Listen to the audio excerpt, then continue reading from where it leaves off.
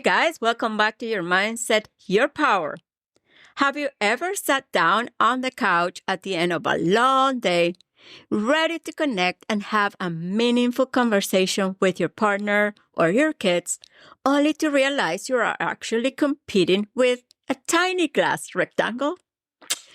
Yep, you look over and instead of eye contact, you get the top of their heads.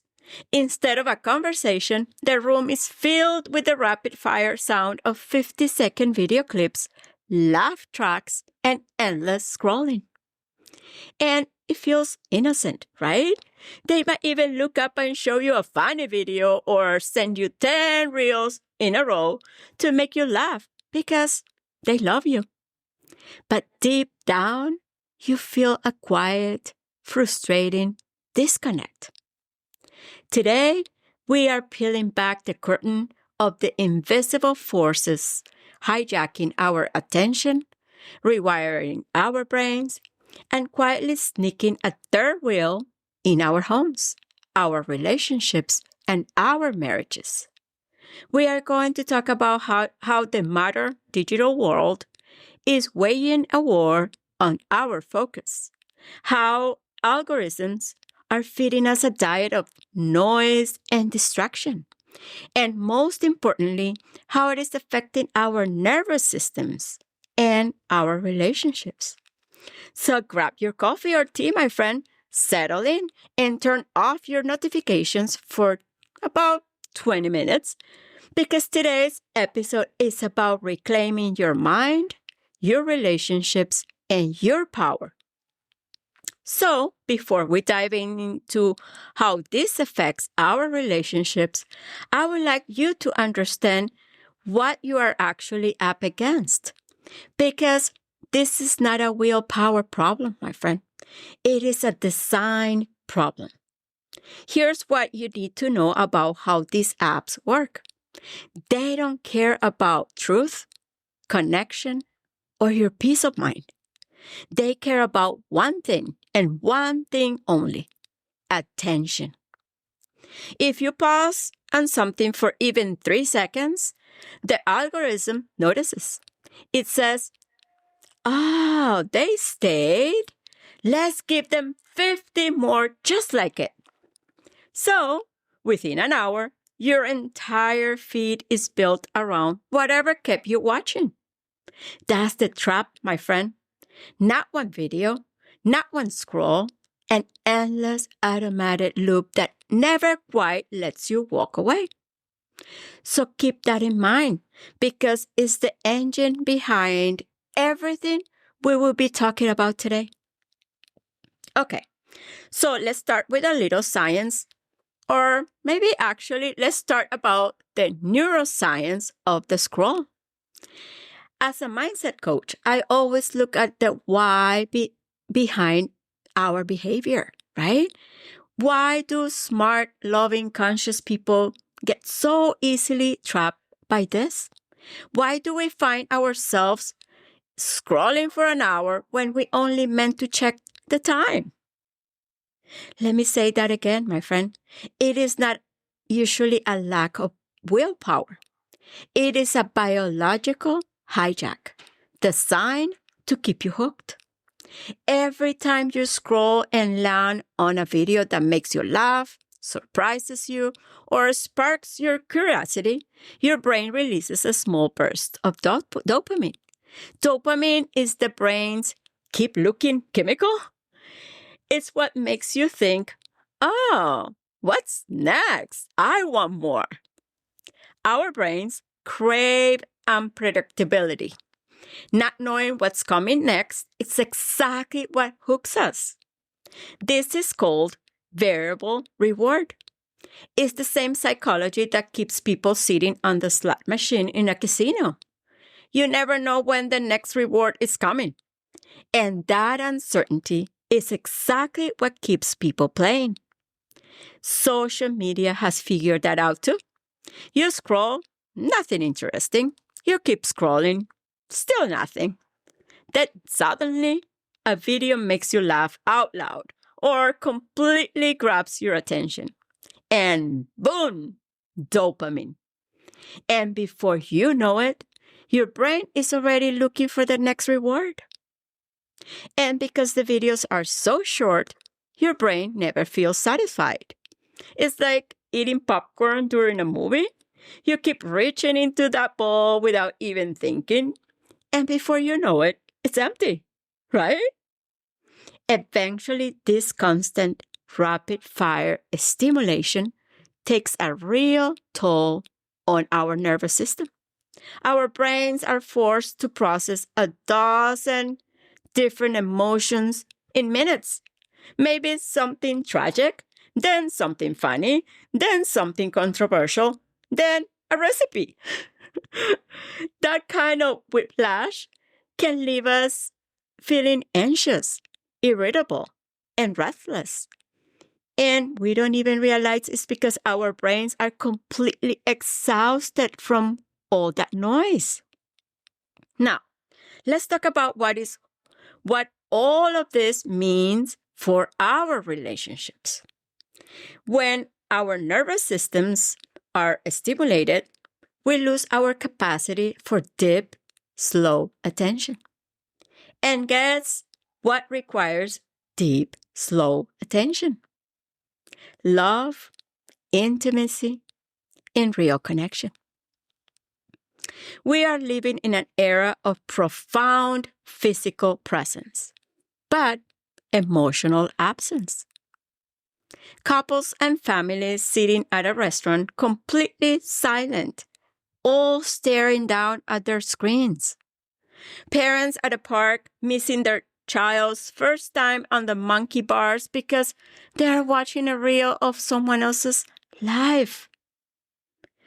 Let me ask you this, my friend. When was the last time someone you love had your undivided attention without competing with your phone? Think about this question for a moment. When was the last time? Let's be honest. Many times, people send us tons of funny videos because they genuinely want to share a laugh with us, right? It comes from a place of love, like I mentioned before. But here's the mindset shift we need to make. A digital interaction can never replace eye contact and real conversation. No, my friend. And there is something else that's important to understand. For many people, this is not just a habit anymore.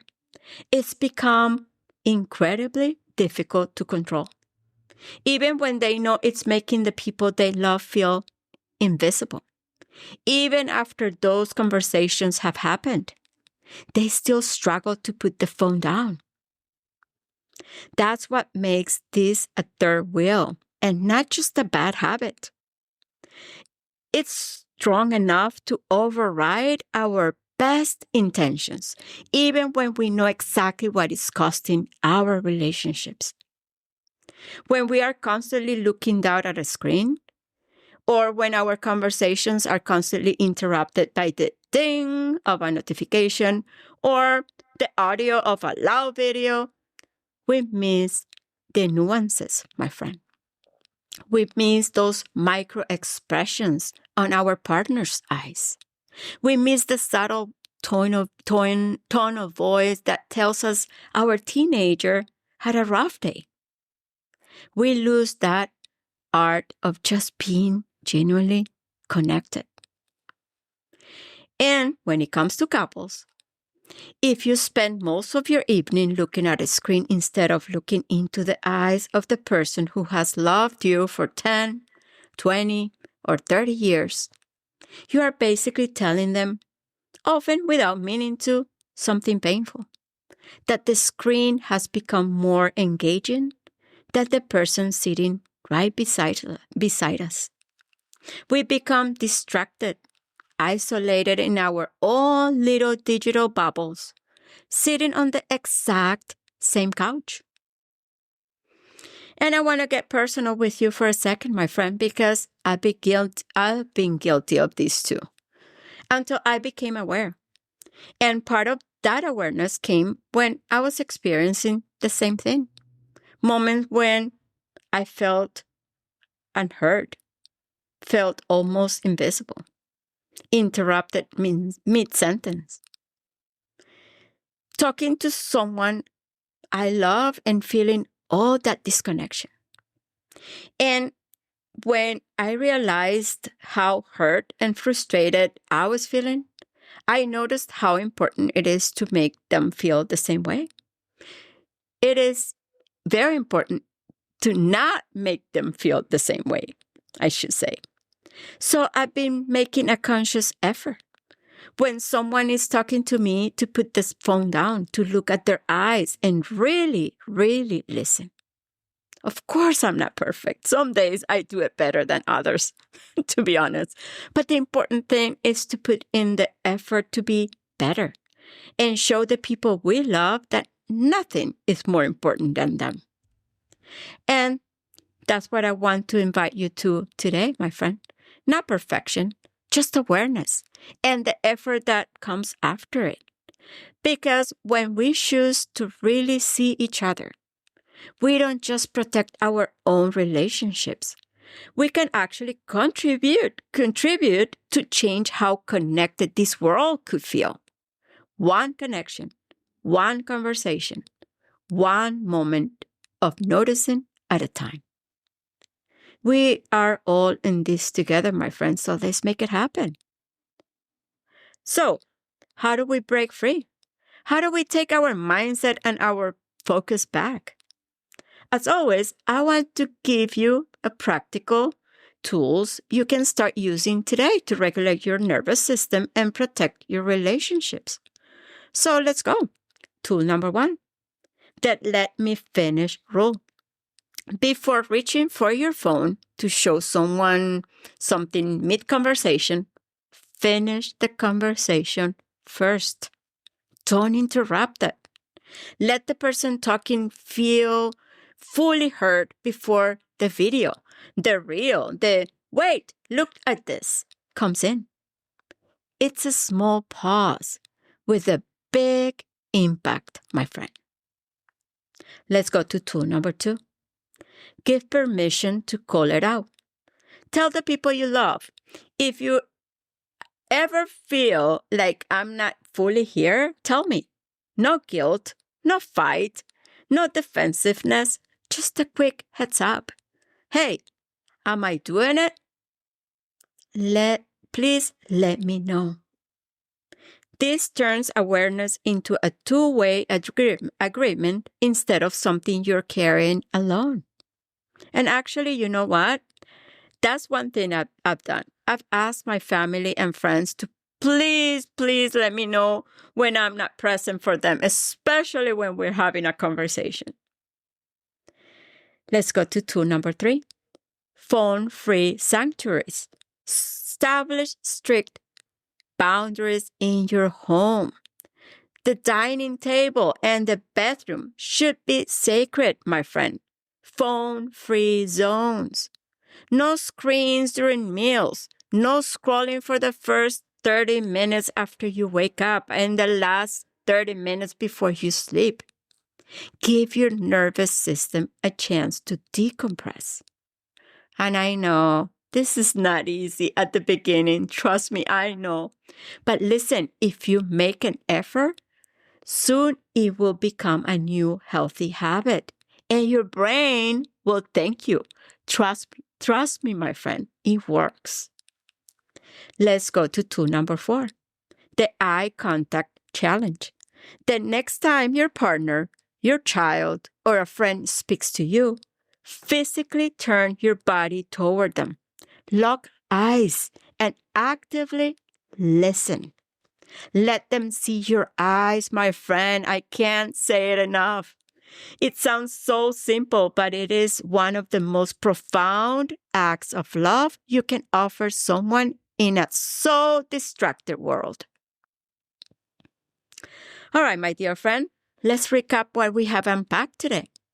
We looked at how online algorithms are built to hold your attention at any cost, feeding you an endless loop of whatever keeps you watching, whether it's good for you or not.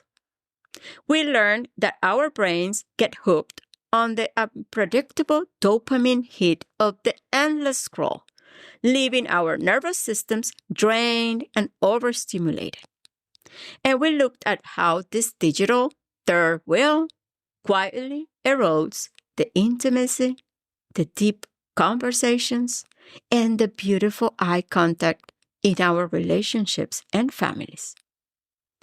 Every one of those small moments, the interruption, the half heard sentence, the phone that wins over eye contact, is a choice, even when it doesn't feel like one, my friend. And that's the whole point of this conversation. Technology, is a wonderful tool. Yes, it is a wonderful tool when you are the one using it. But the moment it starts using you, hijacking your time, your focus, and your presence with the people who matter most, that is when you have to step up and reclaim your boundaries. At the end of our lives, my friend, none of us will wish we had watched one more reel. No, but I have a feeling many of us will wish we had looked up just a little more. Your attention is the most valuable currency you possess. The algorithms want it for profit, but your family, your partner, your friends, and your own peace of mind needs it for survival. When you choose to put your phone down, when you choose to look your loved one in the eyes, and when you choose to embrace the quiet, slower pace of real life, you are not just surviving the digital noise, my friend. You are taking your control back. You are choosing connection over distraction.